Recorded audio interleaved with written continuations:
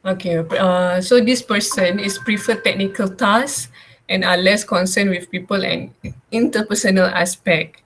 They can solve problem and make decision by finding solution to question and problem. More attract to technical tasks and problems than social or interpersonal issue. So this is a very suitable situation.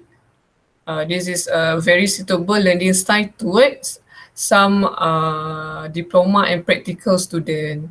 Like to experiment with new idea to stimulate and to work with practical application. So like the chemistry people, they love to practical with application. Some as with mechanic student, um, engineering student, architecture student. So they love to practical with application, right? Accommodating, doing and feeling. Okay, for people who love to practice and learn something from their feelings, is more tend um, to rely on intuition rather than logic. These people actually use other people analysis and prefer to take a practical and experiential approach. Okay, as attracted to new challenges and experiences. And lastly, they are good at actively engaging with the world and actually doing things instead of merely reading about and studying them. So these people is actually a person who love to doing something new, new challenge, new experience that people don't that more people not experience that. Um, right? For example, a person who love to make some, who love to go through in forest to find some herbal, find animals to do some experiments. So these people is a uh, very good lah because they learn something new, right?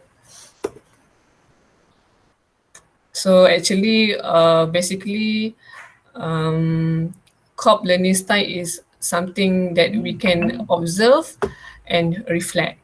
Okay, this sentence you can read later. All right. People who have a clear learning style preference, for whatever reason, we tend to learn more effectively if learning is orientated according to their preference. So we as a student must to acknowledge our learning style, our own learning style for we can get a better the better grades lah in our examination. If you can learn maths like this style, you can change your style. All right, find the very what we call the best learning style that you can do. All right, because when we enter the high education is a very different when we in high school. Okay,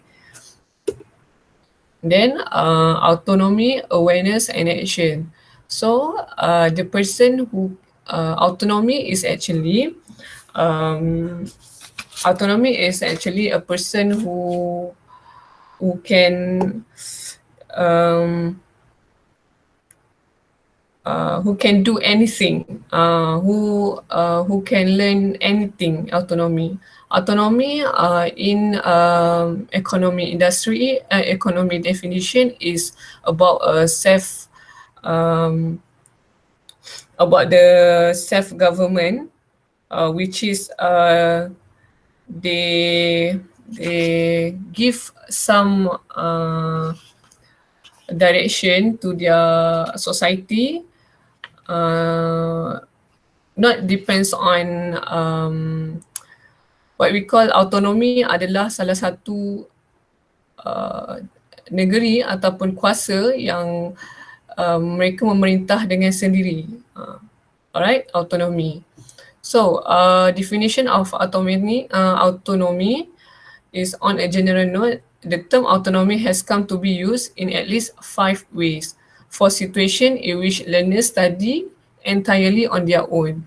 So for those person who have autonomy principle is more tend to study entirely on their own lah, their own self, for a set of skill which can be learned and applied in self-directed learning. Alright. So this person also inborn capacity which is suppressed by institutional education. Alright, so they depend on that institution. If in our high school, teachers more spoon feeding, but in higher education, we must get the material by ourselves. Alright. For the exercise of learner responsibility for their own learning. So these people is a very responsible person. Because they tend to responsibility lah for their own learning. If he or she know that they don't study yet, they will spend at least 2 hours for study a day. Alright. If they don't join the class last week, they will take some initiative to refer back, to make some revision, to ask their friend that who attend the class last week for some what we call for some knowledge lah. Alright. Autonomous learner can be characterized as willing and have the capacity to control or supervise learning. They have their willing. They will. This autonomous person is a very determined person because they always willing and have the capacity for control their learning. Alright, knowing their own learning style and strategy, how to study when 1 week before exam, how to study 2 weeks before exam, how to do notes for the exam, how to help members, how to do some report. So they know how to find and learn that style, right? Motivated to learn. So these people is a very motivated lah, a very positive person. Good guesser. He or she is a very good guesser, can think logically, can think directly, choosing materials, method and tasks. So this person is a very specific person. They know what materials they need. For example, when you want to do some report assignment, you go to take some journal, go to the library for some resources, and then get some guideline from lecturer or seniors. So they know what the methods and materials that give a that give a good hasil lah to those assignment. Exercising choice and purpose in organizing and carrying out the chosen tasks, selecting the criteria for evaluation, and lastly is taking an active approach to the task. Okay, so these people, this autonomous learner is a very responsible lah toward their studying, toward their doing in some project, right? Making and rejecting hypothesis. So this person is actually not accept all thing and not also reject all thing. All right. This person is in the middle situation. You can balance what the best and not. All right. Paying attention to both, for willing to take risks. So these autonomous people is more tend to their leadership person lah. They have the leader character and can take responsible. All right. Version of autonomy. There is a lot of thing. There is a lot definition and version of autonomy actually. In technical autonomy, like what? Physiological, like what? Political, like what? All right. So you can find this letter doing do some research about the version of autonomy. All right. Awareness. So this awareness people is auditory learning. This person is a visual learning. Auditory learning is more tend to using their sense of hearing. Okay, they listen carefully to what being said as they absorb information and fact that they have heard or discussed. Okay, for example, the student who want to get a good grade in English, maybe they more tend to listen to the music, listen and write the lyrics without see it, but hear it. When we hear and we check it later, it more we call it more berkesan lah for our learning, for our English learning session. Alright. And then when you in diploma session, before you want to further your degree, you have to take English examination, which is we call as MAT. English MAT test lah. So in this MAT test, you will gonna have a auditory examination, which is you must hear the recording, the play recording, and types the point of thing that the main point that given by the recording lah. Alright. So some people they learn from hearing. Alright. But for me, I'm learn something. If I want to hear, I hear. If I don't want, I don't want. So this is depend on what subject that we learn lah. For example, if we learn about history, we more tend to hearing the other people storytelling, right? That's why more student love to make some group discussion for this subject lah.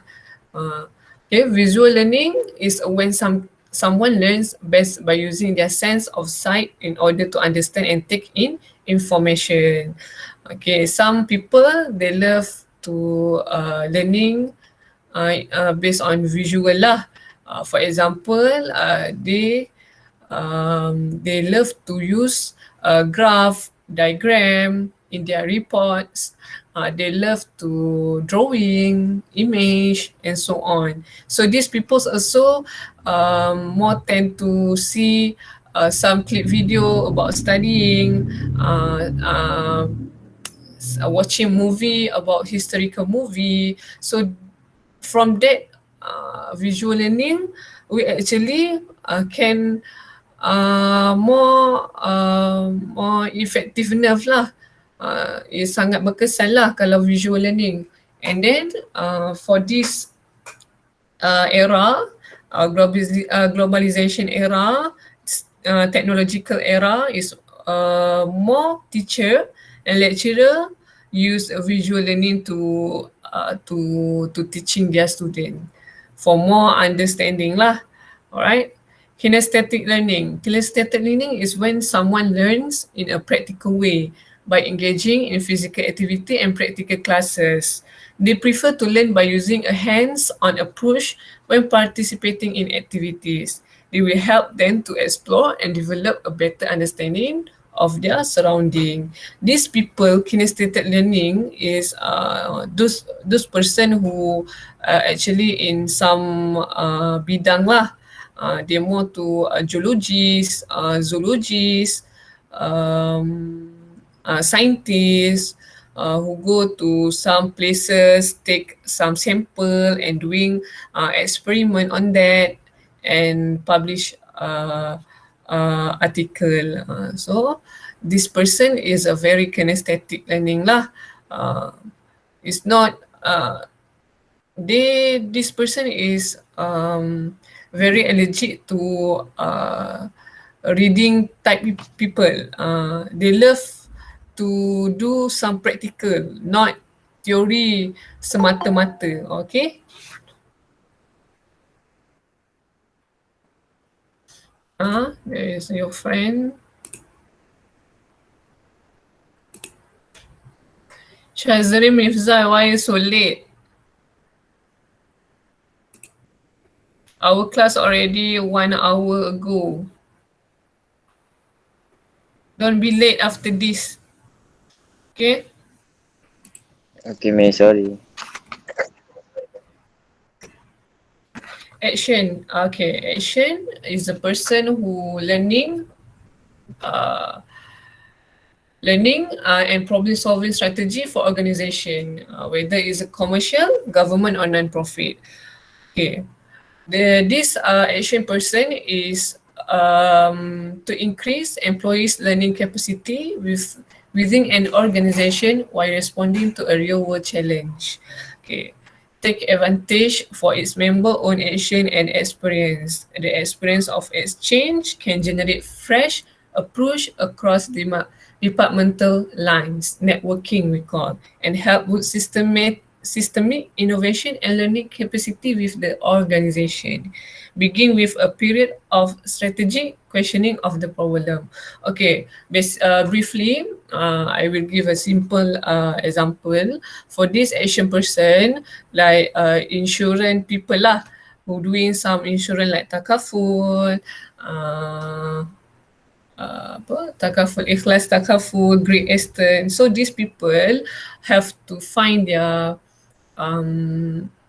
customer, must to deal with their customer, to deal with their employees, and at the same time they have to create something that can help their employees, their upline, their downline to get something. All right. So that's why this action people is a very organization people lah. They love to work in grouping. They love to solving problem about the society problem like golongan-golongan gelandangan. They love to help these people find their home, give some food, uh, and other S lah. Alright. So walaupun even though they know that their action is not have non-profit, but they love to do that. This more tend to non-government organization lah, NGO. Alright. So these people always have a departmental lines. They have their networking for for for for easy to what we call for easy to find a funders, to find some financial thing lah. Alright.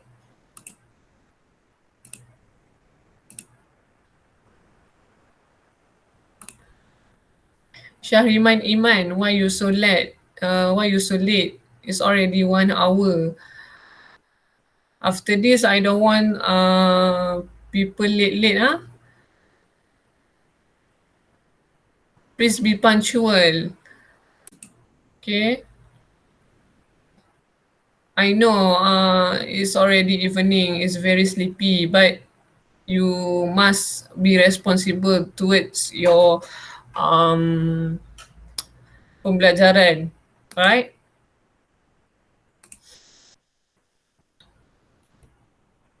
Toward your study. Okay. And then these action people, they set action items and goals. They have their own goals. Regroups to analyze progress. For example, for people who doing some Mary Kay business, Shakti business, they have their item, they have their products, and they have their goal. How many targets that they want this month, how many percentage that they have to find. All right, okay. How many percentage that make them to get some bonus. Okay, the groups to analyze progress, reflect upon and document the process. So the person, for example, the Mary Kay business woman, for example, they more to analyze their progress. They more to find what what she want to do after and before. Okay, they have their own planning, and then they have their own goals. Groups are formed to solve real problems, not to make recommendation. Okay, uh, for those action people is more to solve problem lah. Okay, they are empowered and trusted with the necessary resources to take on the issue, and as a derivative can present the organization with new procedure that build the productive power of the organization. For example, if you follow Syed Sadiq, the MB of MUA, we see that there's a lot thing that he do. For example, they doing some fine, selling baju kurta, take their own salary for manage the bantuan lah for rakyat MUA. Okay, for the laptop to students and so on lah. This is a very trusted people, and they have the initiative as a politician people how to help the society. Okay, this is we call as a action people. Okay, leader with action we call. Okay, and then a visual learning style. Okay, basically visual learning style is we learn something from watching. We see from the very interesting thing, visual thing. Okay, so this characteristic of visual learners is mind sometimes stray during verbal activities, observe rather than talk or act.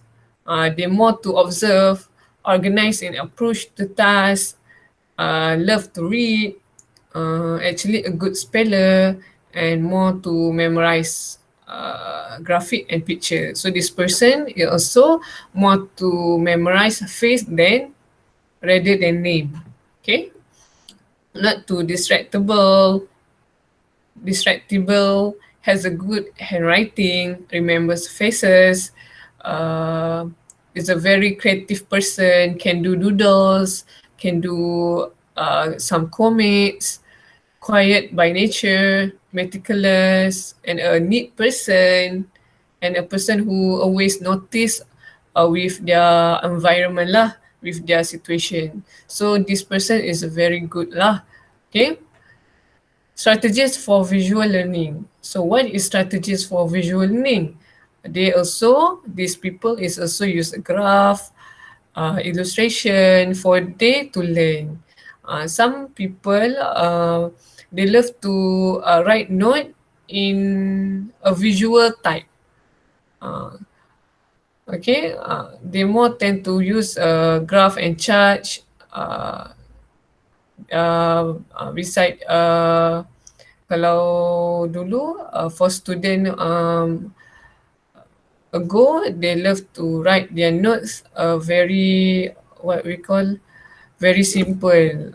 Biasa je tulis tulisan tangan yang tak ada, it's not interesting without any colours, just use pen, black pen or blue pen for making notes. But now when I observe some TikToks video, there is a lot of students that love to use many type um, of pen or pencil.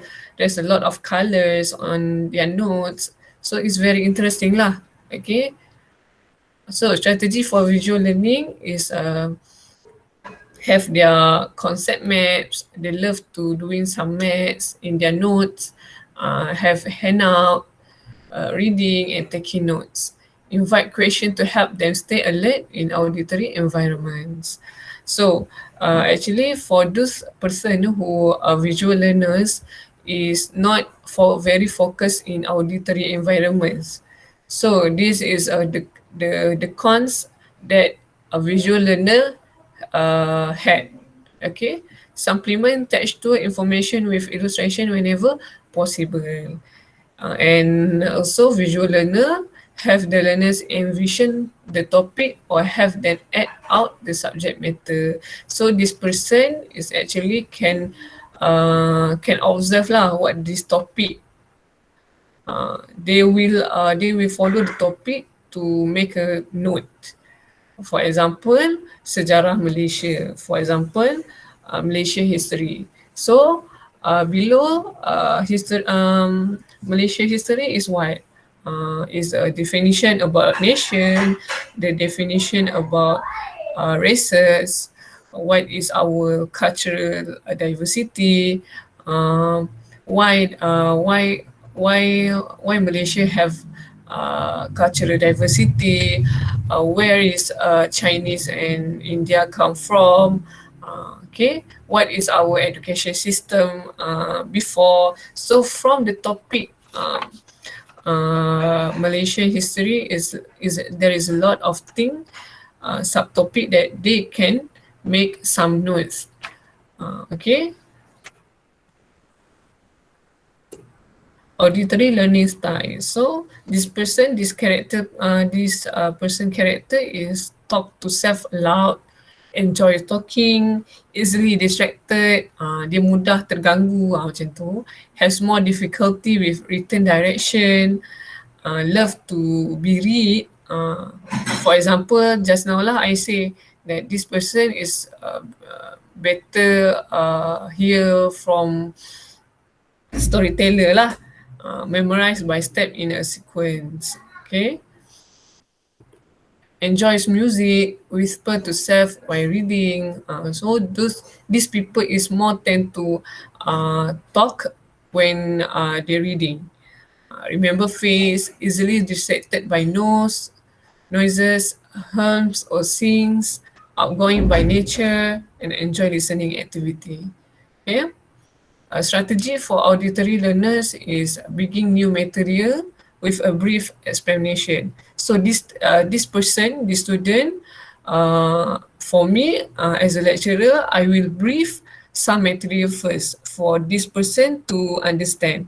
If this person not understand about the material first, they will not understand again lah later. Okay, for example, last week I give some explanation about some assignment. So with that explanation, the student know what they have to do, what the topic that they have to find. Okay, so later I will ask you all about the group assignment lah. Okay. For strategy for auditory learners is also draw as much information from them as possible and then fill in the gaps. Okay, so, to this person, also always make a note. For me, when I'm using auditory learning style, hearing some ceramah or tazkirah or radio in my car, I tend more to doing some notes in my phone. Sambil-sambil kita dengar, kita write. Okay. Include auditory activities.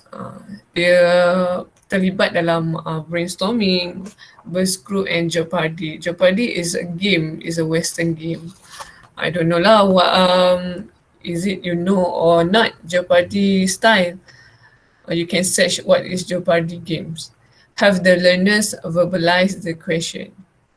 And okay, and lastly is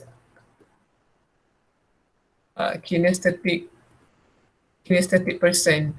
Okay, the characteristic of kinesthetic learning style is like physical rewards, in motion most of the time, like to touch people when talking to them, tap pencil or food while studying. Example, like this. Okay, I love to eat nasi goreng macam tu. Or they love to tap their foot. Uh, Kalau orang Melayu we call gedik-gedik kaki. Dia suka gerak-gerakkan kaki. Dia kinesthetic lah. One of their what we call their hand or their foot is moving. Okay, enjoys doing activities. Reading is not a priority for these people. Reading is not a priority. Okay, for example, when I have a friend who, when we face some examination, when we in examination week, my friend will not study in his room or her room, but my friend is better to study at stair, dekat tangga. They love to walking while reading, and walking while reading around the hostel lah. So is a very unique person lah actually, even though kami pelik jugalah dengan perangai dia, tapi some people have to do that for making them remember something important.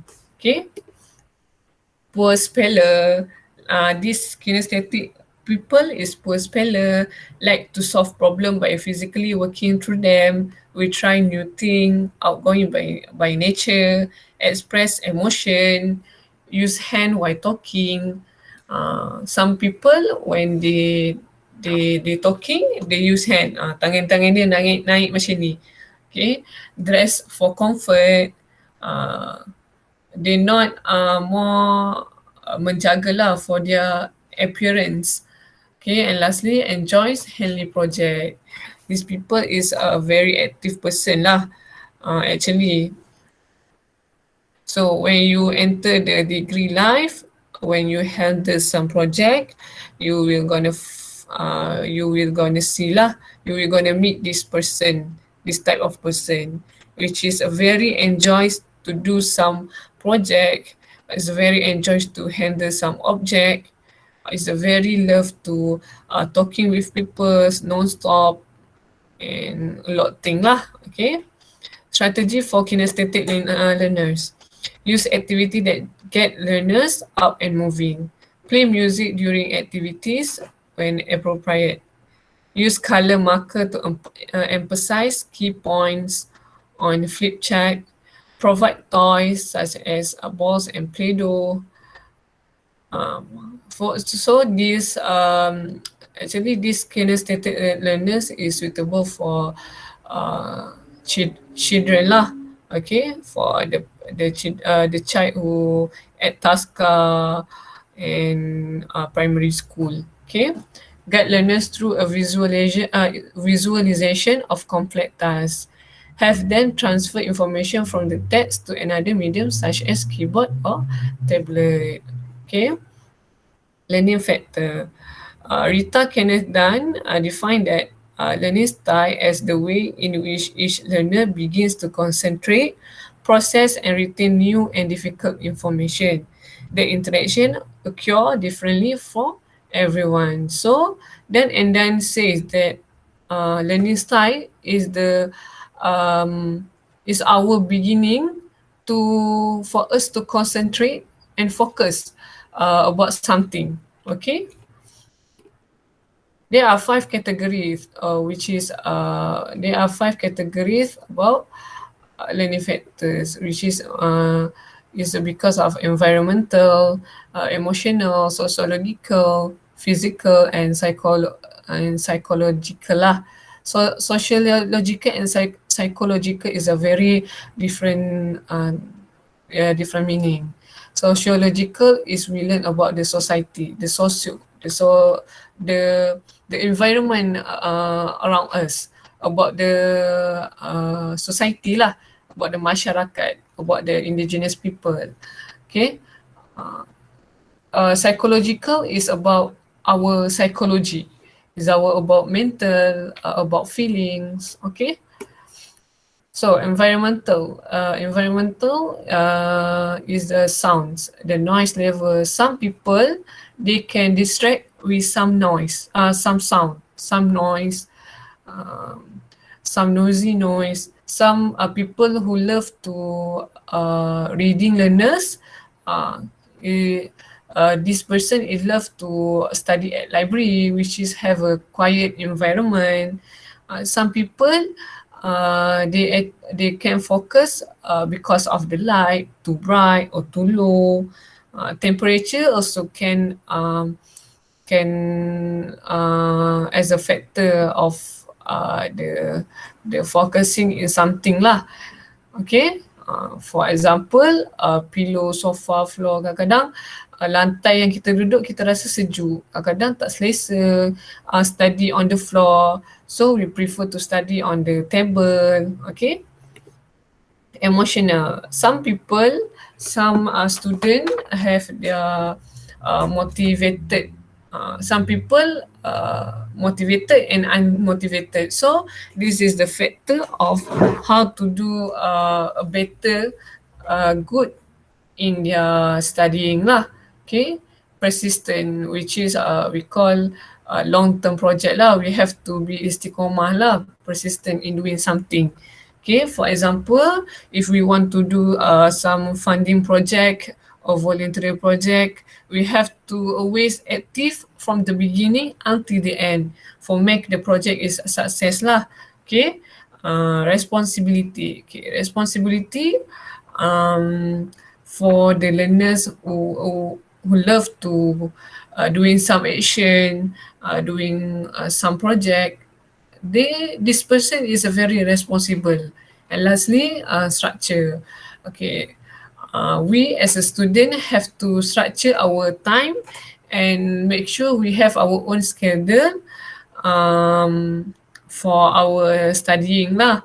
For we know when is our due date for assignment, when will quiz will begin, when will test will provide. All right.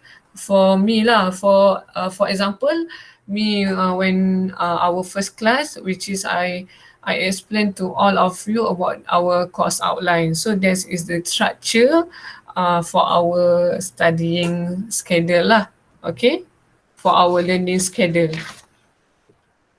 Sociological is about our sociology, is ourself. Prefer to work alone. Some people, they prefer to work alone so that people they don't distracted to others lah.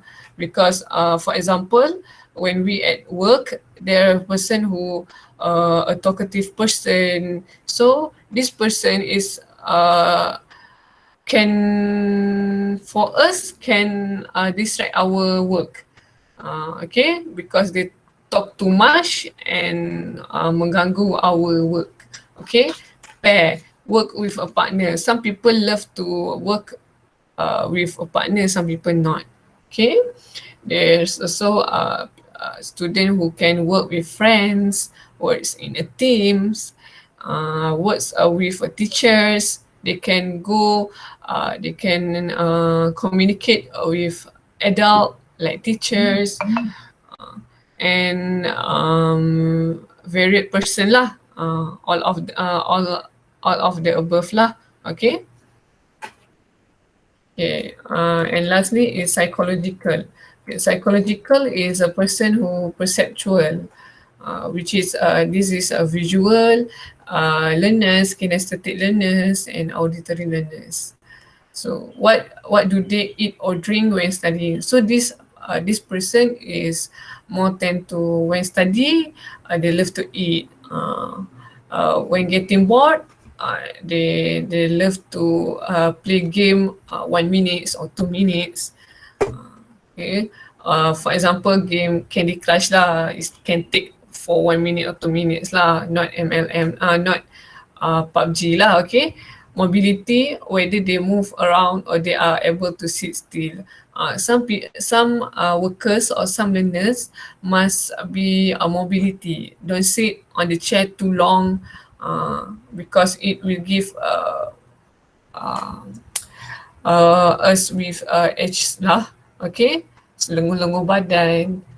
And then lastly, time of the day, morning, afternoon. Okay, there are person who love to study in the morning. There are person to love study in the afternoon. Okay, for me, I love to study in morning. Every 4 p.m. I already awake and doing some reading lah. Okay, analytical. So this person is a very analytical, focus on the details, has a focus on the big pictures. They will pause and reflect the problem first, and they immediately jump into the problem. This is a psychological learners. Okay, psychological types. And then we already finished our chapter 1. And then we break a while for 5 minutes, and then we watch some videos lah about chapter 2. Okay, so take a break for 5 minutes. Thank you. Sorry, Miss. Can that PDF that you show, can you give the link at WhatsApp? What? The PDF that you show, can you please give the link in the WhatsApp? The PDF? What kind of PDF? That you show just now. That you Last the slide. Oh, my slide. Yes. Actually, my slide I already share in Moodle, but you can access it. I can. Now I can. But I So I will. not see that slide lah. Oh, you don't see?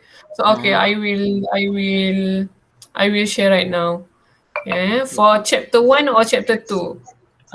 Just now that you chapter 1. Chapter 1. Okay. Wait.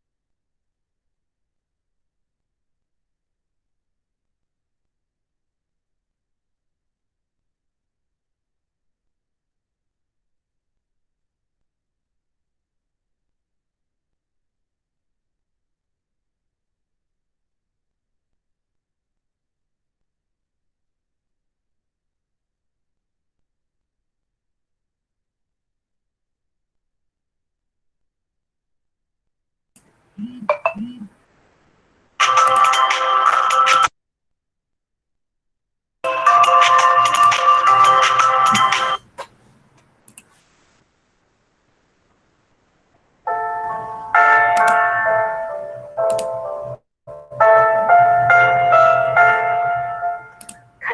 di Gaza di Palestin, saban hari kehidupan mereka semakin mencengkam.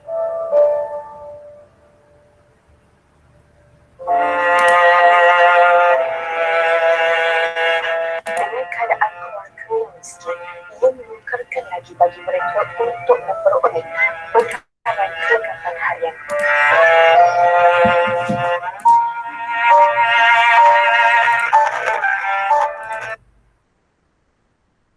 Do you have a lot of things to do, but you're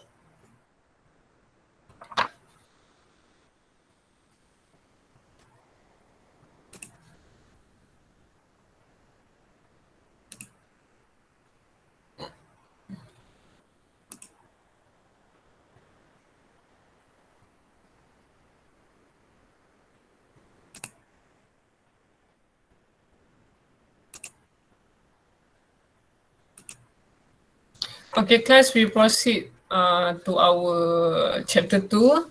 So for now, we're going to watch some video about deadlines and time management. Okay.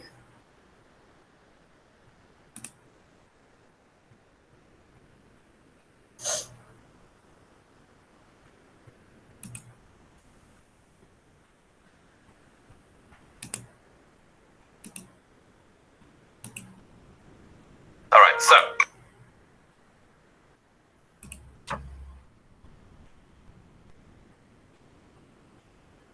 do you want to know how to meet each and Class, did you see my my screen? No, miss. No, I see. No, miss. No. miss. Okay. Stop presenting. Share.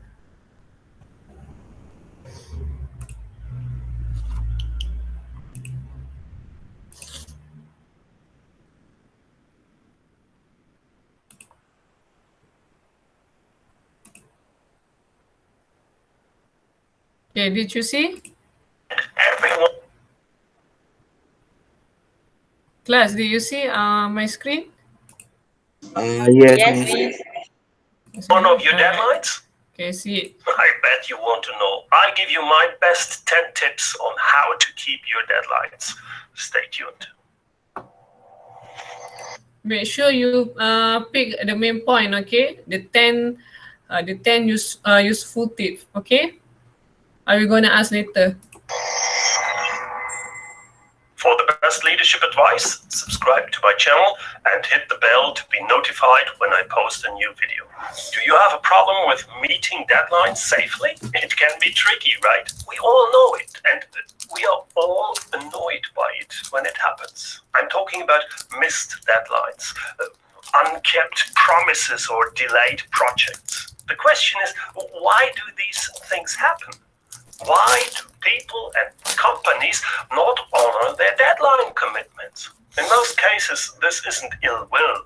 This frequently involves poor planning and just assuming that it will all work out somehow. But very often, it doesn't. I know you want to keep your deadlines.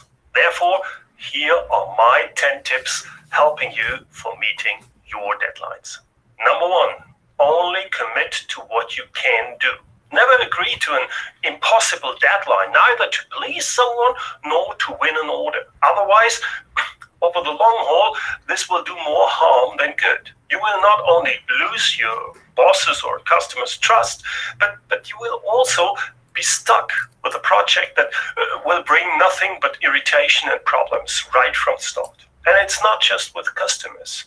For example, if you are a boss and you are committed to a deadline, and you committed the deadline to one of your employees and you can't make it, you lose credibility and you destroy employee motivation. Don't do this. Only commit to what you can do and stick to it. 2. Put it in writing. Always record your commitments and deadlines in writing. It will help to counteract your forgetfulness. Enter deadlines into your planner. And also record small, apparently insignificant commitments in writing. For instance, if you have scheduled an appointment with an employee, send out an email or an invitation via Outlook. This ensures that both parties clearly know when the meeting was supposed to take place. Number 3, identify the purpose. When you agree to a deadline, describe in detail what is to be accomplished, completed or shipped by this deadline. What's the purpose? The expectations on both sides need to be crystal clear. Otherwise, this can result in unpleasant misunderstandings down the road. You don't want that. Number 4, learn to say no. Oh, I know it's not easy, but reject unrealistic requirements right from the start. If you commit to a production machine with 102% efficiency, you shouldn't be surprised to find out that you cannot meet the deadline for this machine. You cannot meet the 102%.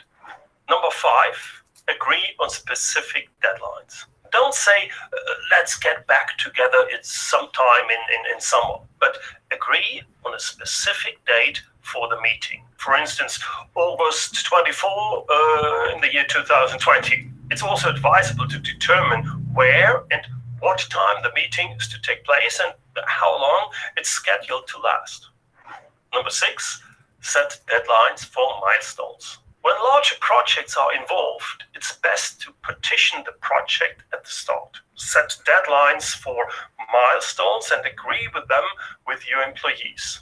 This makes a large project more manageable. This will also keep you from procrastinating. A major project that is started and planned at the last minute has no chance of being completed on time. Number 7, keep others informed. Tell your co-workers and employees about your commitments and also the deadlines for the milestones. This will help you to define goals. It serves as an additional motivating element and it will help you to stick with the milestone deadlines. Number 8, always plan with contingencies. Learn to make realistic time estimates. Don't load up your entire schedule. You should keep at least 50% of your time reserved for contingencies and breaks. Always keep in mind, if something can go wrong, it will go wrong. Number 9, don't try to be perfect. There are things where you need to avoid making mistakes at all costs. I understand that. But there is plenty of work where it's sufficient to get things done as best as possible. The 80-20 rule. Anyone who wants to ship a 100% perfect solution all the time will never meet the agreed deadlines. Avoid this by all means. Always remember the 80-20 rule. Number 10, get help early. When things get sticky, you should consider, what activities do I have to take care of myself? What can I delegate or outsource? And who can help me right now? Employees, suppliers, partners, you name it. By the way, when things get tight, avoid multitasking by all means. Multitasking will only waste more time. And always start with the unpleasant tasks first. But what can you do now if the worst thing happens? You cannot meet the deadline. Now, in this situation, inform all those involved as soon as it becomes apparent that you cannot meet the deadline. Once the cat is out of the bag and you will miss the deadline, you must inform in a timely manner and present alternatives. This will not necessarily always result in a schedule delay. You can always propose to reduce the deliverable scope to those involved and meet the deadline that way. The key is to inform early in the process and to give those involved the option to decide about the alternatives. This way, you can at least prevent the situation from getting worse. I have a free checklist for you with all the 10 tips to print out. In that way, you have a much better chance to stick with your deadlines in the future. You will find the download link here on YouTube in the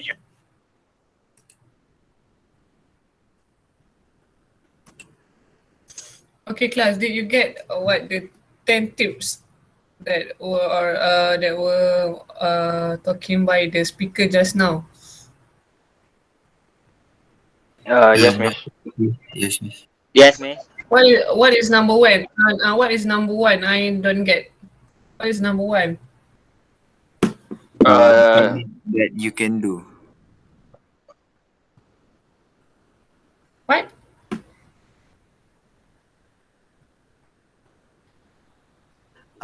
Commit that you can do. We should learn how to say no, Uh, miss. For the things that we can't do. Okay. The number third. The third tips. I don't get the third tip.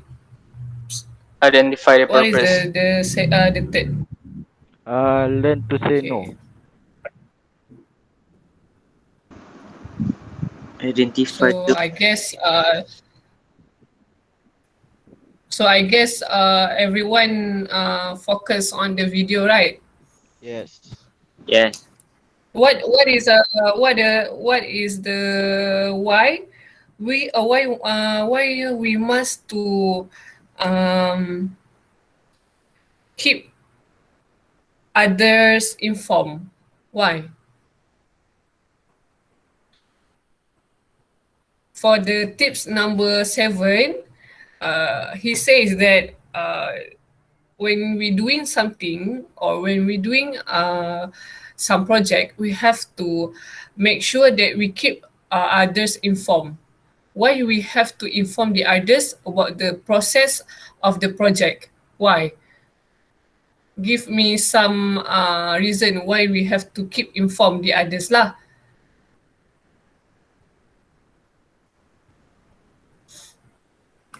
Why did someone get it? Because okay, I answer it. Because kita tak nak ada yang macam tertindih lah. Faham tak? We want to make sure that the process in our project is clearly lah. Okay, is very fluently lah. Okay, kita tak nak ada pertindihan job.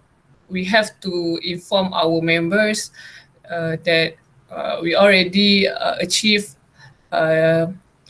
this step. We already have some problem. If we have some problem, we have to inform our group members because this person, our members, maybe can help to solve our problem, so that our project will get on time lah. Okay. Okay, and there is 10 tips that we gonna take from the video lah. Okay, so I hope this 10 tip you understand it and make sure you apply in your while you are studying lah. Okay, because when you further in your study, even during degree or diploma, the percentage that you have to involve yourself in society is very high. When I'm in University Malaya, we as a student University Malaya have to make sure that we all join and do some projects. There's a lot of type of project that we have to do for we to get merit for our college. If you don't get the merits, the merit that we have to gain for enroll the hostel, we have to sit outside the university. So when we sit outside the university, of course the cost living is very high. Okay, So University Malaya student is very active for doing too much project. For example, blood donation project. We have many connection and members during our project. We have a lot of marathon project like water run, like fun run, and then we have a Feseni Festival Kesenian Universiti Malaya, which is in this Feseni event, we student we present their own cultural diversity. For Chinese, they have tarian naga. For Malay, they have zapin, traditional dancing lah. Okay, there's a lot of thing, poems, choir. Actually itu adalah salah satu pertandingan. Okay, there's a lot project that we had in our university lah. But during this COVID-19, project is on virtual. For example, virtual run, warrior virtual run. So all project is on virtual. Okay. During weekends, some student do project like hiking, camping. Is very nice lah. It is a very enjoyable lah. Alright. So we gonna go to our second video, which is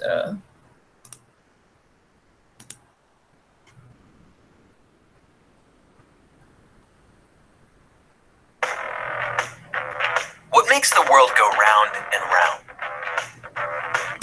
Okay, this is Alright, how I manage my time. Okay. Over the past 10 years, I have read basically all of the books around productivity and time management. And in that time, there are 10 things that I still use in my life, genuinely use to help make my time management Please take the main point, okay? 10 time management tips. more efficient. Let's talk about them in this video. Tip number 1 is that we absolutely own all of our time. Now, this is like a big one. When I first had this realization, my life genuinely changed because I used to think I don't have time to do stuff. And I don't know where I read it, but I came across this probably like a fortune cookie somewhere, which said something like, at any given moment, you are doing what you most want to be doing. And that was a very empowering thing for me because I was obviously in need of empowerment. And it helped me realize that my time is entirely within my control. Like right now, I'm filming this video because I want to be. Earlier today, I spent 6 hours playing World of Warcraft because that's what I wanted to do. I could not have said I don't have the time to work out today. Instead, it was a case of I'm actively choosing not to make the time to work out today. And so when it comes to time management, step 1 is always to recognize that we are always in control of our own time. Yes, you might have a boss. Yes, you might have parents telling you what to do, but fundamentally, you are in control of your own time and you can choose to do whatever you want with that time. If you don't have the time to do something, that something is just not a priority, which is fine, but don't pretend like the reason you're not doing it is because you genuinely don't have the time. Point number 2 is the title of this book by Derek Sivers, Hell Yeah or No, What's Worth Doing? Now, the vibe here, hell yeah or no, it kind of says it all in the title. When we're young and we don't have very many opportunities in our lives, we should probably say yes to the majority of things that are coming our way.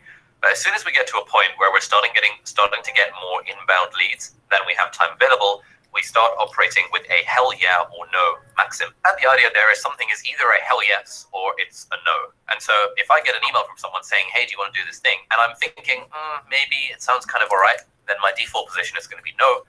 If I get an email from someone saying, hey, do you want to do this thing? And I'm like, hell yeah, then I'm going to do the thing. And I'm trying to get better at using this principle in my life because even now, my calendar is full of a lot of things where I'm like, yeah, kind of, rather than hell yeah too. And I always regret doing it when it comes down. So hell yeah or no, just learning to be okay with saying no to stuff is another really important principle of time management. Thirdly, there's a tip I picked up from this book called Make Time by Jake Knapp and John Zaratsky. And this tip is called the daily highlight. This is deviously simple. Basically, the idea is that every day we decide this one thing is going to be my highlight of the day. This is the only thing I need to get done today. And on the days where I set a daily highlight, and I try and do this every day, I always get the thing done, and I'm always really happy at the end of the day. But if I have a day where I don't set my daily highlight, then I kind of drown in my to-do list, and I have this just image in my head of like, oh yeah, I need to do this and this and this and that. And it's a lot harder to get stuff done. Whereas on days where I have the daily highlight, I have that just one thing that I'm focusing on.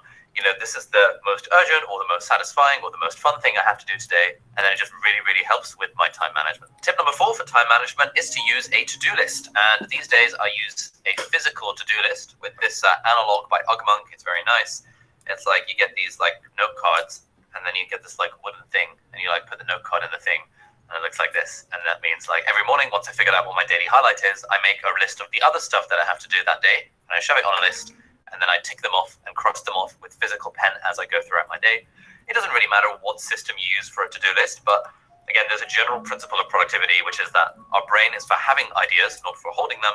And a big part of why we let stuff slip through the cracks when it comes to managing our time and managing our productivity is because we haven't written them down. And so anytime I need to do something, I write it down into an app. These days I use Rope. But then when I figure out my daily to-do list, it's all based on this analog system by Ugmonk, which is very nice. And it's kind of cool having a physical to-do list in front of me that I can cross things off of, and it just feels nice. And yeah, even at work, when I'm working as a doctor, I use physical to-do lists to manage my patient list, to manage my list of tasks. There's something incredibly satisfying about crossing something off, which you just don't get when you use an app. Principle number 5, time management, is the concept of time blocking. Apparently, this is something that Elon Musk does all the time. And basically, the idea there is anytime we need to do something, we put a block for it in our calendar. So I don't like doing this for absolutely everything because I'm a bit of a waste man, and I think the more time I spend managing my productivity system, the less time I spend actually getting stuff done, and then it's just all completely pointless. But the one thing that I always schedule into my calendar at the start of the day is my daily highlight. So if I've decided my daily highlight is filming this video, usually, well, I'll try my best to schedule it into my calendar at the time where I know I'm going to film the video. If my daily highlight is call my grandma, I will literally schedule it into my calendar. If my daily highlight is make changes to my website, I will schedule it at like for a block in my calendar. And that's like really nice and reassuring because it means that that one thing that I've decided is really, really important is always going to get done because it's always on the schedule. And then if I need to move it around, I'll move it around if something comes up. But at least it's there on the schedule by default. And this thing where you combine the daily highlight with time blocking it in the calendar is just incredibly useful. Everyone always kind of thinks that like, oh, but only one thing a day, don't you have to do more than that? And yeah, you do kind of have to do more than that in most of our lives. But imagine if every single day for the next year, you could actually do the one thing, the one most important thing to do that day. You'd make a hell of a lot of progress over the course of the year, and it would just be absolutely game-changing. Principle number 6 is related to something called Parkinson's law, which is that work expands to fill the time that we allocate to it. So if I have to film a YouTube video in a day, and I give myself the whole day to film that YouTube video, inevitably, it's going to take all day to film the YouTube video. Whereas if I only give myself half an hour or an hour to film the YouTube video, and I fill my day up with other things, then inevitably I get the video done in that small amount of time. And so the actionable advice here is to leverage artificial deadlines. Even when it's something like filming a new course. Like, you know, I'm working on a course for YouTube for beginners where I kind of film and talk you to everything about my YouTube video production process. And this doesn't really have a deadline. Like I could literally do it whenever I want. I don't have to do it. It's a purely optional project. But I've set myself the goal that, okay, you know what? I'm going to film all of this course next weekend. And I've blocked out time in my calendar next weekend to film the course. And that's an artificial deadline, which means the course is going to get done. Whereas if I just had it in my mind or in my to-do list without a deadline, without a schedule, it would just inevitably never ever get done. Point number 7 is one I've started applying recently, and that is having protected time. When you're an entrepreneur and you're like working for yourself and all that kind of stuff, you end up basically being able to set whatever schedule you want. But like if you're like me and you're like making connections and making friends with people all around the internet, you get to a point where your day is filled with lots and lots of Zoom calls. And I realized that for me, I need to keep my mornings completely free of any obligations or any Zoom calls. And this has been an absolute game changer because in the morning, that means I can wake up whenever I want. Usually it's 8:30 these days. And it means that for a solid like 4 hours at least, I've got uninterrupted time where I can do whatever I want. So these days I'm working on writing my book. And so the morning is my protected time for writing. But even on days where I'm not working on the book, it's just genuinely so nice to have that like time slot where I can think about the business or plan some more videos or do the things that help move me forward in my work career. And sometimes, if I'm not really feeling it, I'll just decide, you know what, I'm going to use this protected time to play World of Warcraft or to just kind of relax and read a book on the sofa. So if you're interested in better ways to managing your time, I would recommend figuring out what your protected time is going to be. Time that is just for you and you alone, or World of Warcraft, and not for anyone else, where no one is allowed to book something in your schedule. All right, principle number 8 is delegation. Now, this one is a little bit weird, because normally when you say the word delegate, people imagine that, oh, well, I can't afford to delegate something. I don't have enough money to delegate to hire someone. And sure, that's probably true, but the way that I think of it, even when this YouTube channel wasn't successful, was that, like, what is actually the dollar value of my time? How much is my time actually worth? And when it came to running my business, I decided that, okay, my time is worth £20 an hour or $25 an hour. And that means that anything I'm doing that I don't enjoy, that I can outsource to someone, that I can delegate for less than $25 an hour, I absolutely should do that. And that principle of delegation has encouraged me to get a cleaner, which has been great, because now we have someone who comes in to clean the house every other week, which means I don't have to do it myself. And back in the day when I was building my businesses from the ground up, and there was lots of things that needed to be done, like data entry or things like that, I was able to delegate those to freelancers in like the Philippines or in Bangladesh or in India through Upwork.com or Fiverr.com, and like paying them like $7 an hour is an amazing like wage for someone for work in the Philippines. But it was fantastic for me because it freed up my time to do things that were adding more value to the business and to my life than doing data entry, for example. And so whatever your circumstances are, I'd encourage you to think about what is the dollar value of your time, and potentially, if you want, can you delegate stuff that's cheaper than that to other people potentially. Tip number 9 for time management is to try and automate scheduling as much as possible. Now that we're in the world of like Zoom calls and like chatting to people over the internet basically every day, I found I was wasting a lot of time in scheduling back and forth, where it'd be like, hey, I want to talk to you, but like, are you free this time Pacific time, this time Eastern time, this time British Standard Time, all this kind of stuff. And we'd go back and forth with emails for like a solid 10 days before anything would get done. But then I discovered an app called Calendly, and Calendly is great. It's free for like the free version. I pay for the pro version these days. Not sponsoring this video or anything like that. Unfortunately, Calendly, if you're watching this, let me know. But the idea behind Calendly is you can literally send someone a link, and it has like all of your availability, and they can just book a slot in your calendar. Now this feels a little bit weird to do initially. It feels like a bit of a power move that, hey, book a slot on my calendar.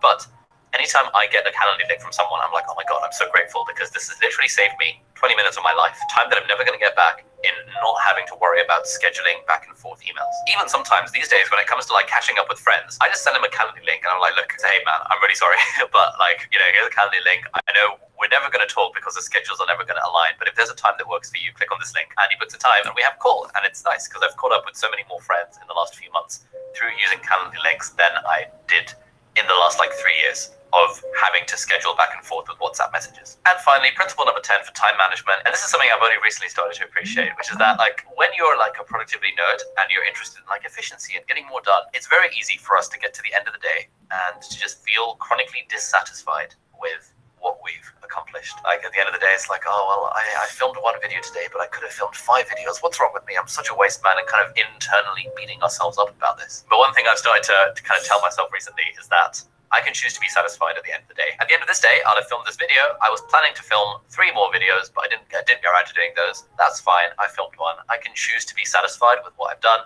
and that's all good.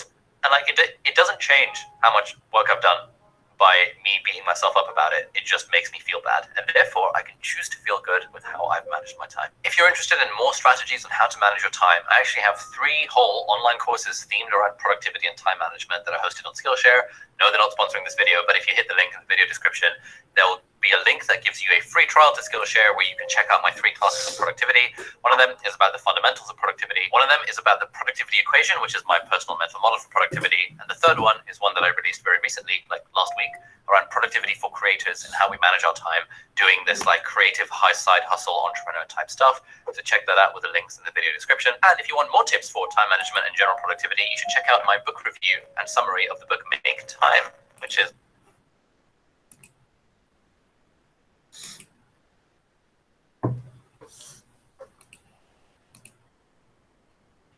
Okay, class. At the end of the video. So did you get what the speaker want to say? Okay, first of all, I will give my opinion lah for the video, which is actually the speaker says how he manage his time a day. what I want to pick one is to be satisfied with your time a day. I love how he says that we have to satisfy what we are doing a day, which mean is we gonna macam for me, I'm gonna wake up early, go to a bath, prayer during subuh, and then doing some reading in the morning until 8 a.m. and then I'm start working. At the same time, during lunch, I'm promote my business, my Amway business, and then I proceed with my work. So I have an productive day in a day. So in the evening, I'm lecture to my students, and during night, I will observe and thinking some thing that I have to do next day. If I have to teaching to class, so I have to study back my slide and give doing some research for my student tomorrow. So even though I feel tired, but I'm satisfied with my productive day. So that is the thing that I want to pick from that speaker. Okay, that's all from me. Is it someone want to share with me what you punya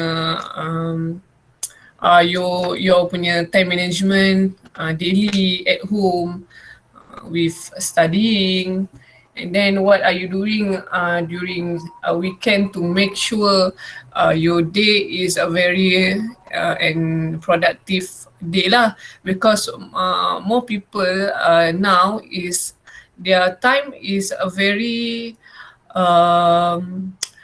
membazir towards technology, towards phone. Percentage show that people spend more than 8 hours to their phone. Kadang-kadang tu sampai 15 hours people just spend to their phone. So because everything is now is di hujung jari, and so class pun with phone, doing work pun with phone. So cuma it depends on yourself lah, which is you want to use in a benefit situation or bad situation. Okay, so I think that you get the 10 tips how to manage our daily time. Okay, so we gonna proceed to our slide, which is chapter 2. Okay, class, you see right? Yes. Yes, ma'am. Okay, chapter 2, tengah asing.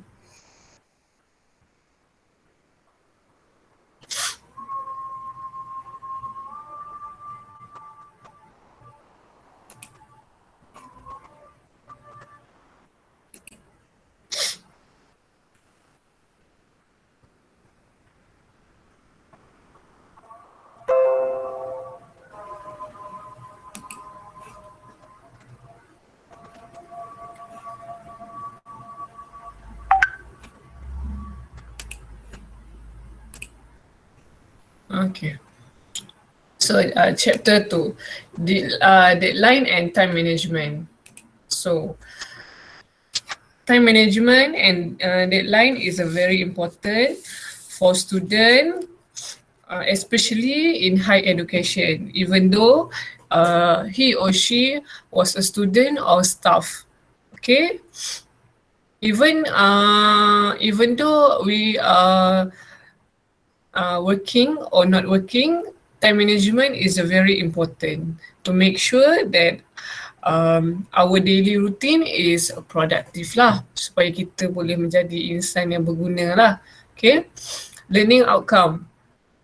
Okay, from this chapter, you will know what is the definition of time management, the benefits, the elements of time management, the principle, the style about handling the time management, the step, the tools, roles of technology, role of biological, and so on lah. So today we're gonna learn a bit.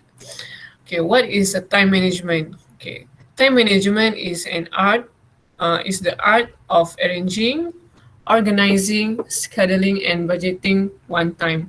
So briefly, time management is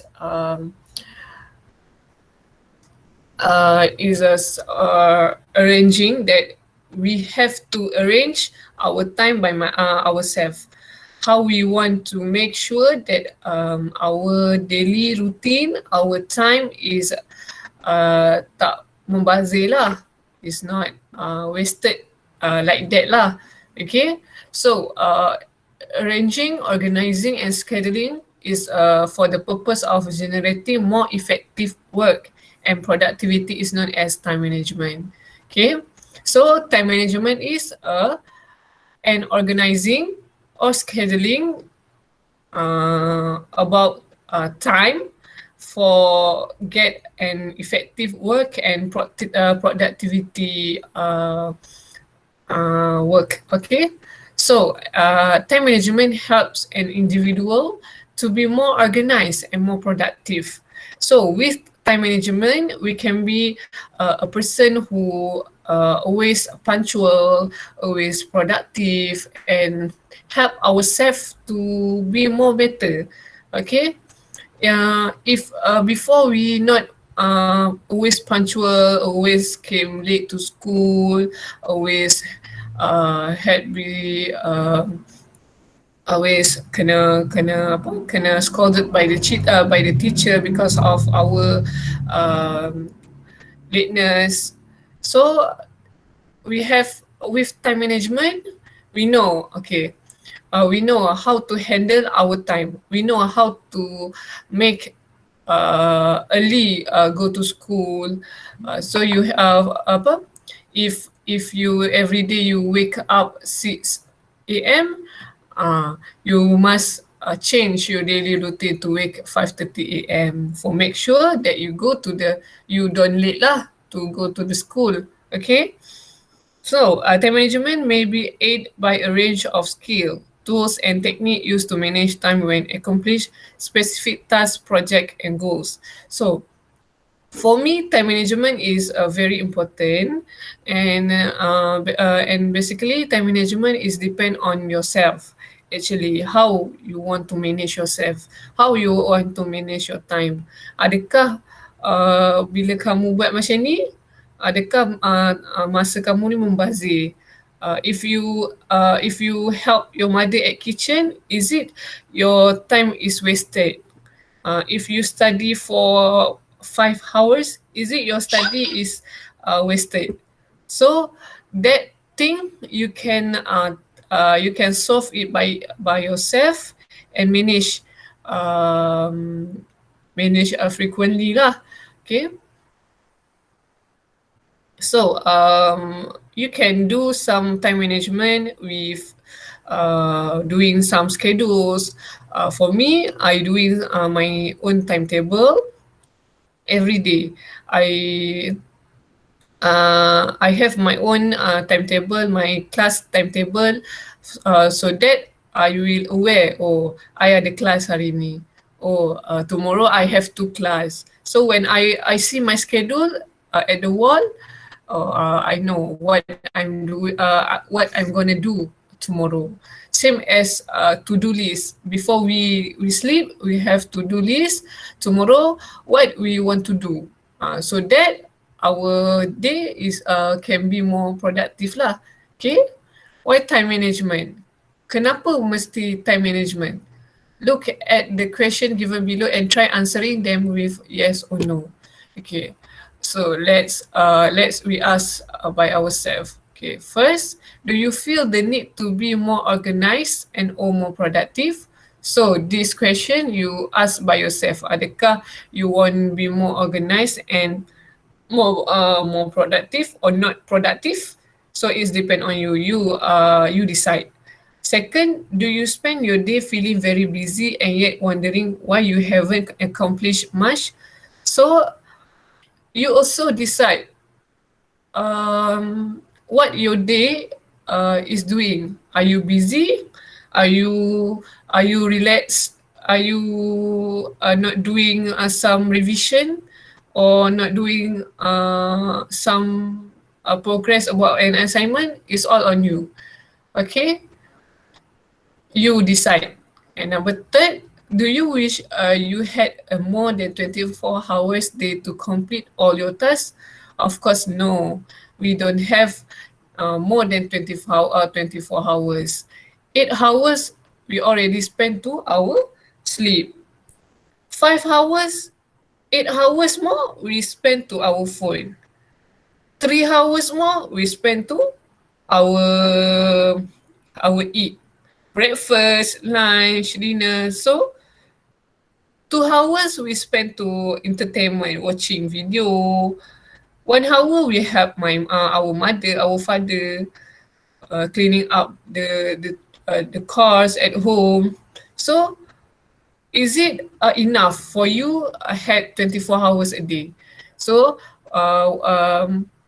so if you don't feel enough with 24 hours, is maybe wrong lah. So you have to manage your time dengan lebih clearly lah. You have to manage your time clearly lah. Okay. Do you feel stressed by an ever busy schedule with no time for yourself? If you feel stressed, you make sure to pick one of the reason why I feel so stressed today. Why? Adakah timetable saya beralih? Macam tu. Okay? And lastly, do you feel you really achieve your 100% production capability? Okay, you have to ask yourself every day, what I'm doing today? What the capability that I'm doing?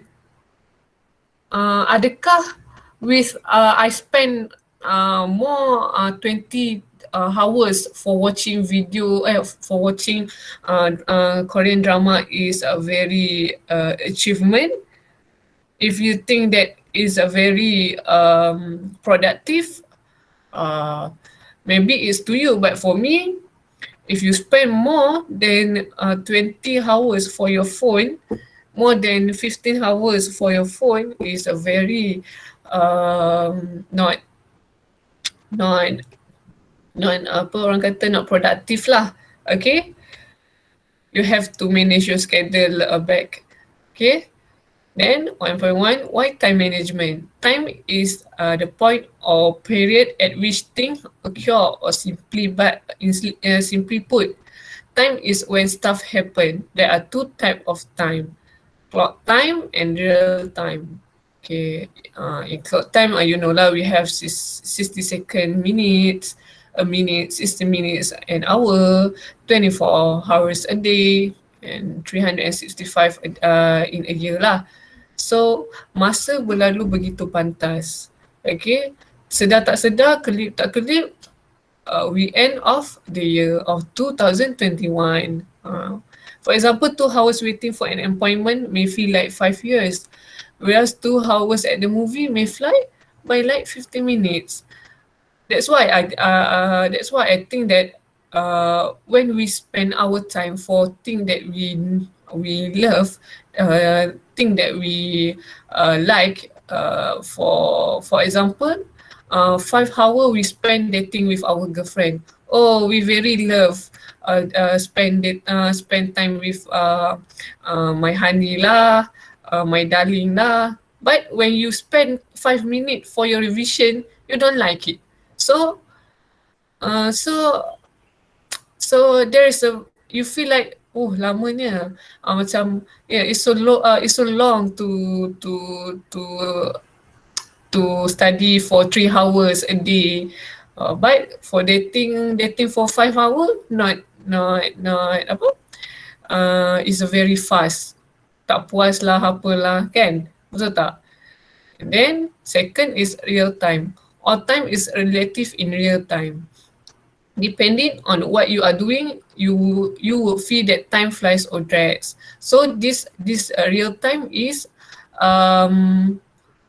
depend on you. If you think that masa berlalu begitu sahaja, you have to decide lah what you have to do daily for make sure that you have a productive day. For example, real time, when someone turns 60, he exactly 60 years old. No more less, no more or no less. We no more or no less. Maksudnya tak lebih dan tak kurang. If you already 20 years old, it means you're 20 years old. You can be 12 years old boys, you can be 12 years old girls. Okay, you bukan budak-budak lagi dah, you already adult. Okay, so you have to think matured, and you have to move toward yourself to be an independent person, to be an productive person, because masa itu berjalan. Okay. And then 1.2, importance of time management. Time management is important as it helps to manage your time efficiently. It is beneficial to every individual as proper time management helps us to plan efficiently, schedule, prioritize tasks, be self-disciplined, have time for ourselves, be relaxed and less stressed, be organized and be efficient. Okay, I give some example lah. Okay, if when I'm studying during my degree time, this was a peak time. Actually, degree time is a very peak. So every sem we have a lot of subject that we have to take. At least a minimum subject minimum credit hours is 18 credit hours. Every week we have at least 3 class a day, lecture and tutorial class. For one subject, sometimes it's 5 credit hours, sometimes 4 credit hours, sometimes 3 credit hours. So when 2 hours lecture in the morning, 8 until 10 p.m. Evening we have our tutorial class for 1 hour. So so for those yang when I'm first year is a very hectic lah, because kita tak boleh nak adapt lagi, and one more thing, because of the transportation lah. From hostel to faculty is very far. So we have to take time to walk from our hostel to our faculty. Kadang-kadang tu terlewat dalam 5 minit, and lecture dah in class we lambat sikit. But during my second year, I already bring my motorcycle, and I can go to my class punctuality lah. So the punctuality is you decide whether you want to wake up to go to the class or you want to wake late to go to the class. Because when you are in higher education, your schedule is kamu yang tetapkan. You decide.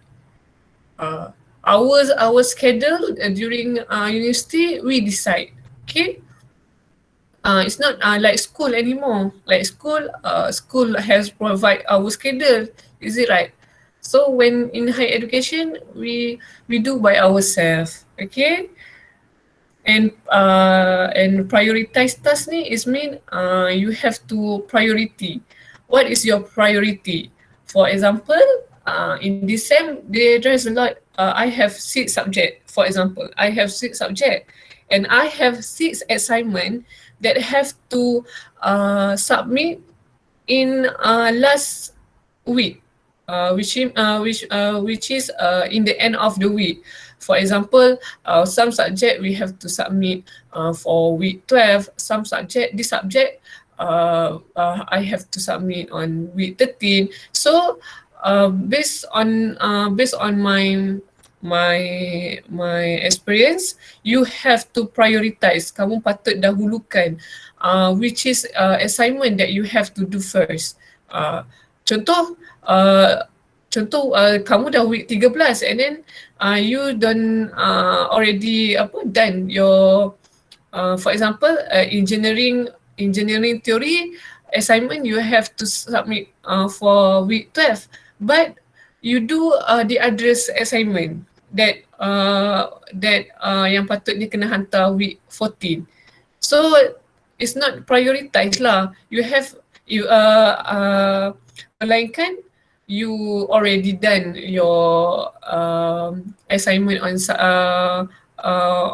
which is you have to submit on week 12. So you have to prioritize which is the first and last.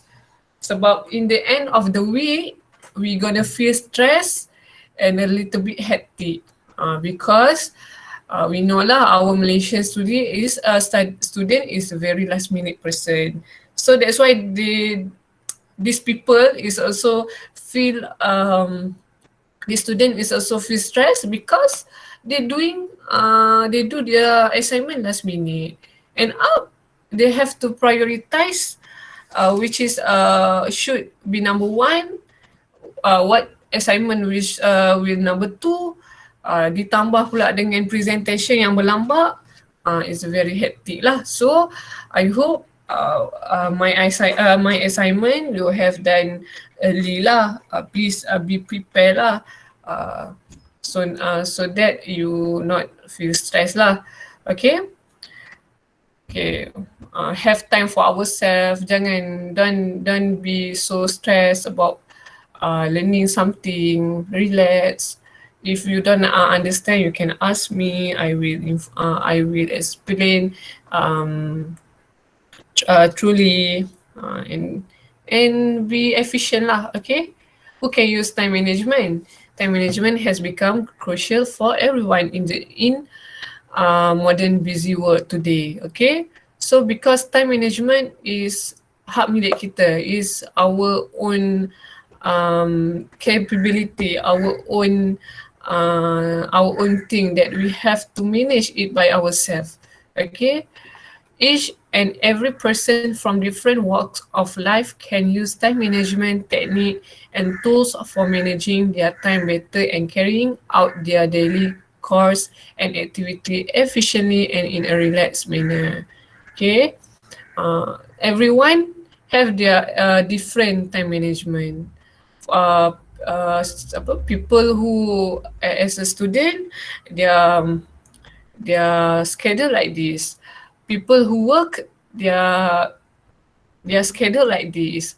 People who has a housewife, their schedule is different. Okay. 1.4, who can use time management? So time management is important and can be used by anyone, such as a business, leaders, politician, executive, student, teacher. So we know that time management is very important. Also actor have time management, but their time management is managed by their manager lah. Okay. Freelance pun sama. Even though they do some freelances, but also they have to make sure that they have the time management for make sure their job is at the orang kata on time lah. Okay. Need 1.5, need for time management. Each and every individuals need time management as time is of essence to everyone. Whether a student, a professional, a daily wage laborer, even a homemaker, every person has 24 hours a day. There are numerous tasks and a long list of tasks that each person need to perform on a daily basis. Also, how much a person may achieve in a day will depend on the individual energy, motivation, use of resources and skill and capabilities. So make best use of all the resources both, and make sure you should learn to use some strategy lah for more be effective time management. Okay, this time management is meant to help you work smarter to accomplish your work more easily and rapidly. Okay. 1.6 need for time management. Time management is needed by everyone and is important for various reasons. Because time management can help us in setting goals. It helps to take rapid action, which is when the opportunities, when the crisis. It helps you to give a defined and organized structure, help you to save time, help you to get enough sleep, help you to perform and fulfill your important activities, help to you do your task effectively, and make you more better and better lah. So you can read this later. Okay. So far, I hope you understand. Okay, 1.7, benefit of time management. There are several benefits of time management such as follow. Increase productivity, less stress. Okay, with this time management, we're gonna feel that we improve our self-esteem, our work life is balanced, prevention of panic in time of workload. Okay, because when you don't have time management, you tend to be panic when the deadline is coming after. Okay, increased confidence of fulfilling tasks, achievement of goal quickly and easily, increased efficiency in fulfilling tasks. And for those who have the time management, it can be a greater success lah. Can get their dreams and vision. Okay, so 1.8 elements of time management. There are various elements that have to be considered and managed for effective time management. It is important that for you to manage your time well, you should learn to be aware of and use the elements of time management diligently. Okay, the following are the various elements, which is being aware of your time. Always you have to aware your time. For example, okay, this is breakfast, so I have to take breakfast. 12 p.m. It's already lunch. I have to take lunch. Stop doing job, take lunch, and after 1 hour, we continue our job. So you aware of your time. Bila time nak makan, bila time nak buat kerja. Okay, being aware of your time wasted. So beside you aware of your time, you have to aware of your time wasted. It means you have to aware how much you spend time for phone, watching some video, watching ASMR, watching Running Man. So that's a wasted time lah.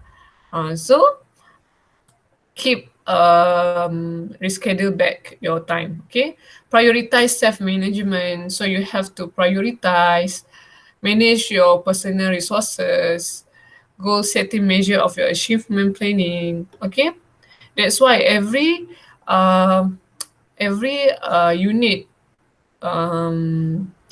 every workplace have their own what we call plan schedule, book plan, book planning. We call apa? I not remember. Okay, and then 1.9 time management style. There is 1, 2, 3, 4, 5. There is a 5 style that that can identify lah, which is different time management styles are used by different people because every individual is different. There are a few tools and techniques that prove to be more effective for one time management style than for the other style, which is achievement management, casual management, crisis management, precision management, and social management. For example, achievement management ni what you get, what you achieve in your day. So you have to decide lah what you achieve. What the crisis that you had in your day? Maybe a bad luck, or you don't finish your homework, you has been scolded by your teachers, maybe. So to not be scolded by teacher, you have to manage that crisis for not for after this it can tak akan mengulanginya lagi, okay? Not repeat it again. Ni precision management and social management. How our time we manage to our social, how we social with our family, time with family, time with our friends, time for doing exercise every morning, playing badminton, jogging, playing bicycle, and so on lah. Okay.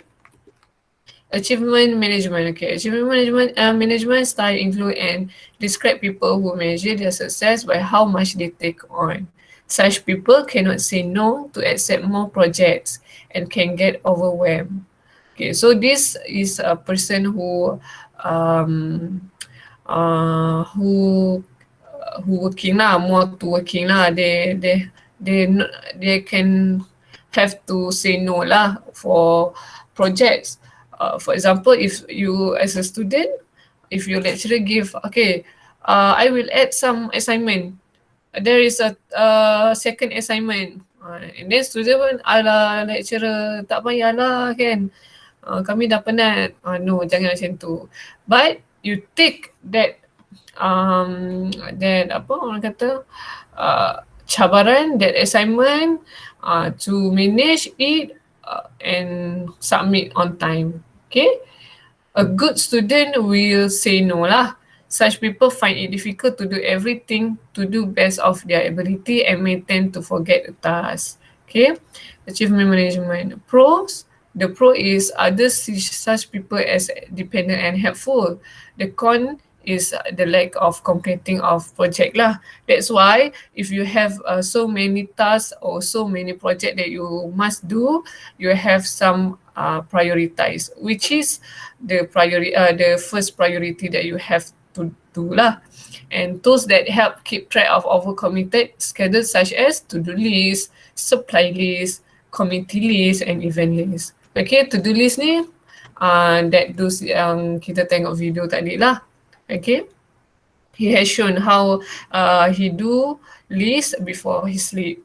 Okay. 1.9.2 Casual management. Casual management style includes and describe people who are the procrastinators of the work.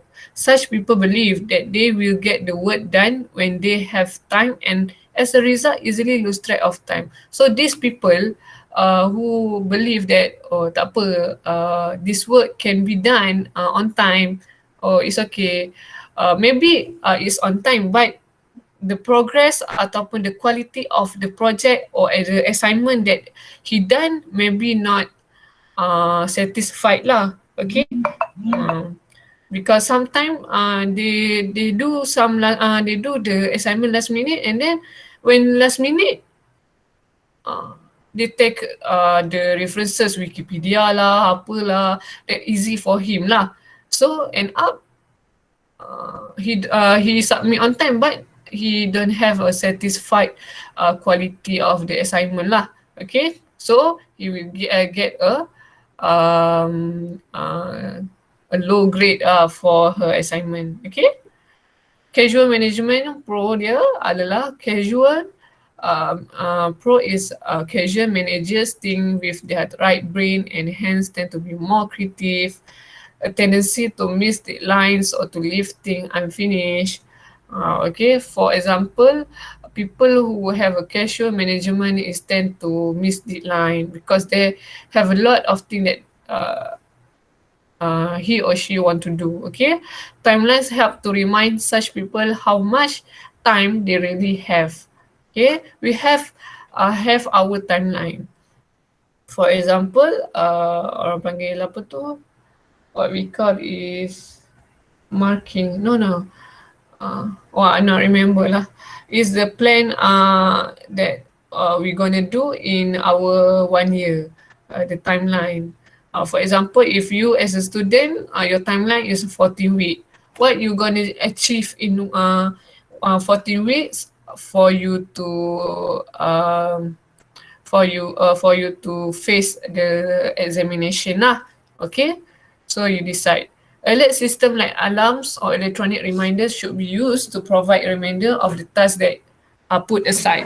For example, if you have a group discussion, make sure that you have a good discussion or an active discussion grouping. You have set time so that you don't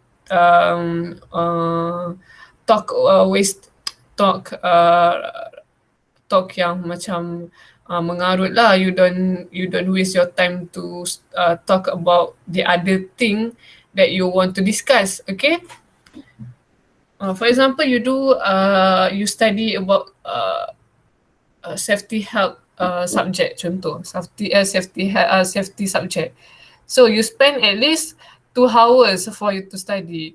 Okay, if terlebih, you break the time and then you study the other subject. Okay. 1.9.3 crisis management. Crisis management style includes and describes people who consider each event of their life as if it is the top priority.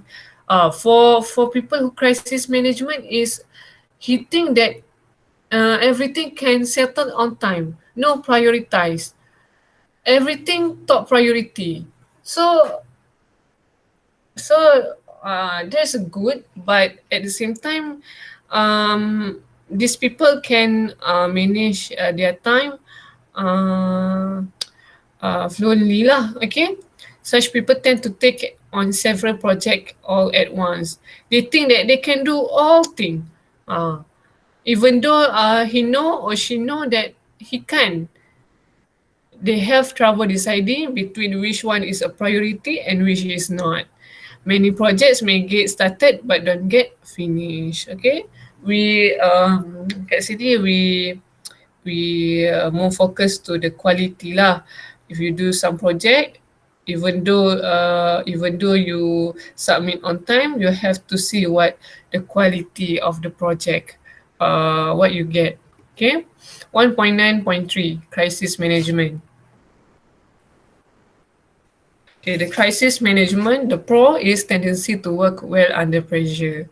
Okay, thus get finished as the deadlines help to drive such people. The contract is getting easily stressed. So these crisis management people is more tend to get stressed lah. Okay, different type of visual reminders can be used to remind what is coming down the pipeline and to help them be focused.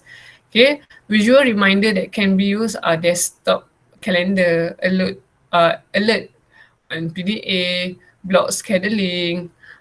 If you have phone, maybe you have sticky note, ataupun student now they use the application schedule to decorate lah their own schedule and put on the wallpaper phone, under lock screen wallpaper, so that they always alert and aware lah. Okay, 1.9.4 precision management, which is this management includes and describe people who are the perfectionists of the work. Okay, such people tend to work to deliver work that is consistently of high quality. However, the high quality is delivered at the expense of a lot of time. Okay, so people who is a very perfectionist is is dangerous. Is very dangerous because everything that he want is very perfect lah. So in our work daily is a very stress lah to deal with this person. But it's a good, it's bagus, but they can make us who have the crisis management person or the others management type be more ni lah stressful lah with this perfectionist person. Okay, point 9.4.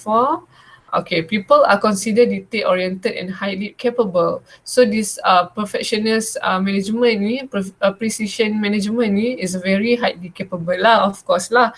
That's why people give them a lot of tasks that to do.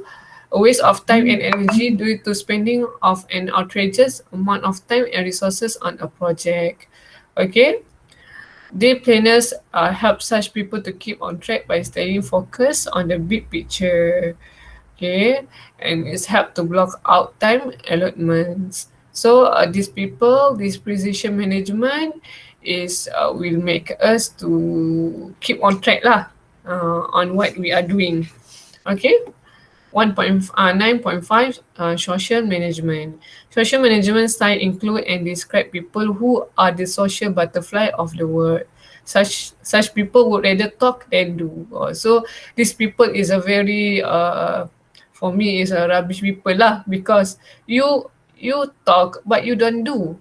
You talk but you don't have any action. So kalau if I have a member like this, I say belah lah macam tu. Okay? Because you don't contribute anything for your group. You talk, you criticize the other person who doing the job, but you don't, but you criticize people. So for these people, for me, belah lah. Okay? Same as for my student, if you have so many reasons to do your assignment, even though you know that you are lazy and you keep on give excuse, so many excuse, for me lantak lah, bukan saya yang nak belajar kan, macam tu. I do my job and you have to do your job. Okay. So this social management is have to make sure you don't have lah. Okay, such people, social managers, management often lose track of time. So I hope you don't be social management lah. Okay, because it's a very wasting your time. It's very make you unproductive people. Okay, you will be a chit-chatting person. You don't do your job. You busy the other person life. Sibuk hal orang, hal sendiri tak nak buat kan. Okay, that is social management. 9.5 social management. Pro, such people tend to have excellent communication skill. Yes, they have their excellent communication skill. But at the same time, if you talk so much, if you until you distract the other people focus, is very annoying. Okay, such people are great contributors in brainstorming session and can effectively get idea across to other. Okay, and the contra is wasting of valuable time in meaningless conversation. Alert system such a wristwatch. That's why I say when you have some discussion, you have set an alarm, so that's make you keep on track lah what you are discuss on that things. Okay, on that time. Okay, that's all for today.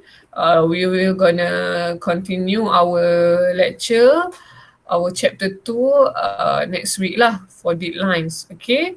So this is our end of the slide and our lecture lah hari ni. Okay, so I want to update about your group assignment. How your group assignment? Okay, but by the way, before that, did you understand? I hope you understand what I'm lecture today. If you don't understand, you can ask me later, doing some revision. If you don't understand about something, you will have to do some research. Okay. Okay. Before we end our class, I want to ask. Did you already have your group? Yes, ma'am. Yes, ma'am. Yes. So, how about your topic, your documentary topic? Dah cari ke belum? Did you find already or not? No, ma'am. No? No. No, ma'am. No. There's a lot documentary. There is a lot. So I hope next week you have the topic and give me the draft what you want to do in your report documentary, report assignment. Okay? If you don't understand, you can ask in the group lah. Ataupun you can PM me directly. Okay? Okay, ma'am. So I hope you all punya group, your group assignment is active lah. Okay? Please be active, find the documentaries, watch the documentary and get some point and then show to me. Okay? Okay, I think that's all from me today. If you have any question, you can ask right now. Ada soalan tak? Do you have Yes, any- I have one question. Okay, what? What your question? Okay, so from I think from slide 5, here it says clock time is like it's like when we wait for 2 hours, it feels like we wait for 5 years, right? Yes. But when I Google search about this clock time or real time, it says that here clock time is quantitative time, which means that 5 hours is actually 5 hours. It's not like it feels like it's not something like you wait for 5 hours but feels like you're waiting for 5 years. So I'm actually confused which one is actually correct here. Is it should we follow this slide or should we follow the Google one here, the Google definition? In clock time, I read later. I read precisely. 60 minutes in hour. For example, 2 hours waiting for appointment may feel like 5 years with 2 hours. Or I think maybe this example is wrong. Okay, I think what you say is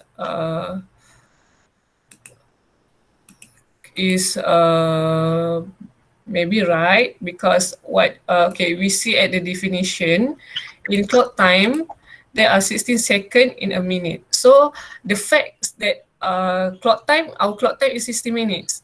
So for the example is I think we can use your example lah. Ni this is not my example actually. But I will change it later. Okay. Okay, thank you for your notice lah. Thank you, miss. Then Okay. that's right lah, because clock time is clock time is the fact time that we had in our daily lah.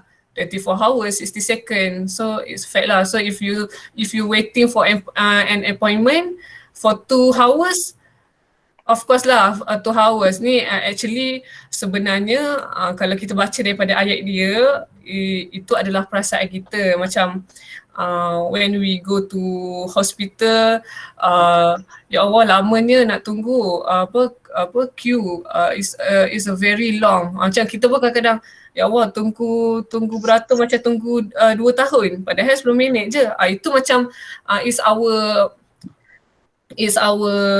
personal apa orang kata judgement lah. But for the real is if we wait for 2 hours, of course lah 2 hours, faham tak? Okay, you understand? Yeah. It's Yeah. actually our perception lah, our judgement. Ni. So I will change it later. Okay. Okay. And I have one more thing here. The slide that we start today, our lesson today with the COPES learning style, right? And then I think Jinghan or Jingshen asked for the slides, but the one that you gave on WhatsApp here, it isn't included with the COPES learning style. I cannot find the COPES learning style here anywhere. COPES learning style. Which slide that I given Chapter to you? 1. Chapter chapter 1. Overview 5 until 8. The slide is not any information. The slide chapter 1. I'm see again.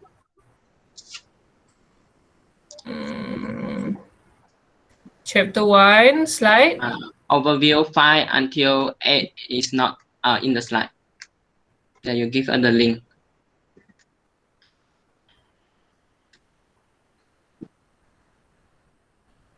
How much slide that you had? 52 slide, right? No, we have not 52 slide. Only 17. Only 17. I think I give the wrong slide. Okay, I will give it later. Okay, thank you. Okay, sorry. Okay. And Miss, I have one more question, but this one is like more to ask for your opinions on how to solve these problems. So the question is like, let's say we have a group project, right? I think it's inevitable that a few of us cannot keep up with the projects due to their situation. So how do you personally deal with that during your times? Can you repeat it again? Okay. So in a group project, there has to be one or a few people that cannot actually do the work that the others are doing.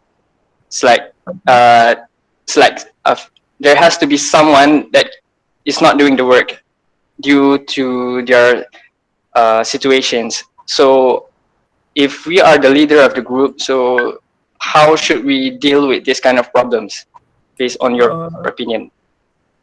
Okay, for me, you ask your members what kind of work that you want to do, that you can do, because actually memang this is a group problem when people can commit in our group assignment lah.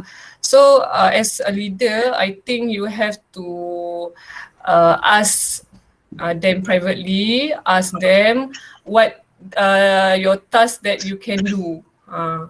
Okay, or for example, you have 5 members, right? So two of your members doing slide and 3 of your members keep in doing video, for example. And the 5 members in your group must contribute to give the points that your members 2 orang ni yang buat slide ni forget your point lah. Get the evidence, get the information for them to put inside the slide. So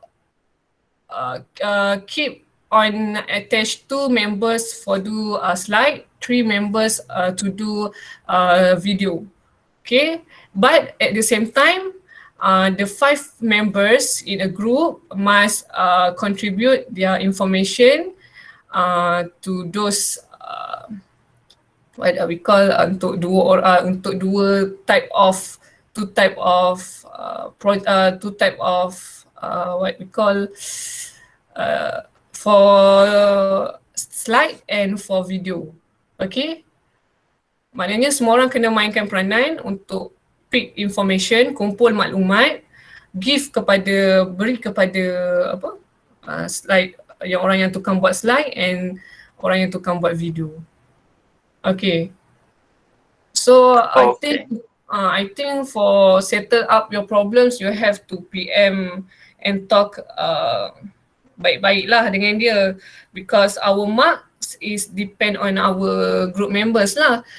Tapi kalau memang you dah give him or her some advice but they don't do, you can tell me, I will deduct her mark or his mark. Okay, you can tell me your group members tak buat ni lah apalah, so you can tell me. Okay? Okay. Okay, that's all. Okay, Miss. Okay, ada lagi ke? Is there any question? Okay, kalau if there is not any question, we end our lecture today. Okay, I'm sorry if I have a mistake in my lecture or lack of some other things. Okay, I'm sorry. We gonna meet next week. Untuk next week class, you must be punctual lah. Okay, don't be late. 1 hour baru nak masuk. Okay, saya dah tak nak dah macam tu. Kalau tidak saya potong. Sebab kamu ni saya dah bagi kelonggaran untuk tak buka kamera. So I hope next week I want to see your draft your first draft assignment lah. If you don't have any draft assignment pun, you have to tell me what is your topic documentary. Okay? Okay, that's all from me. Assalamualaikum dan good evening. Okay. Salam. Thank you. Thank you, Miss. Thank you, Miss. Thank you, Miss. Okay, welcome. Thank you. Zidret, don't be late next week. Okay?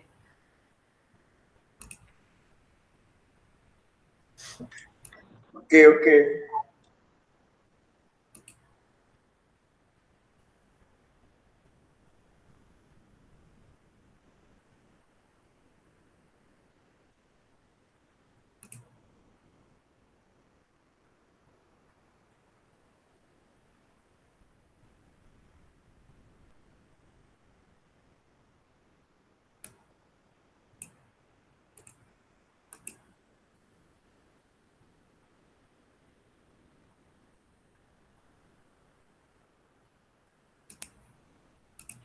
Miss, Yeah. have you checked attendance? Yes. Oh, but did you call my name? Alia Umratin. I see. I already take your name. Okay, thank you. Okay. Bye. Okay.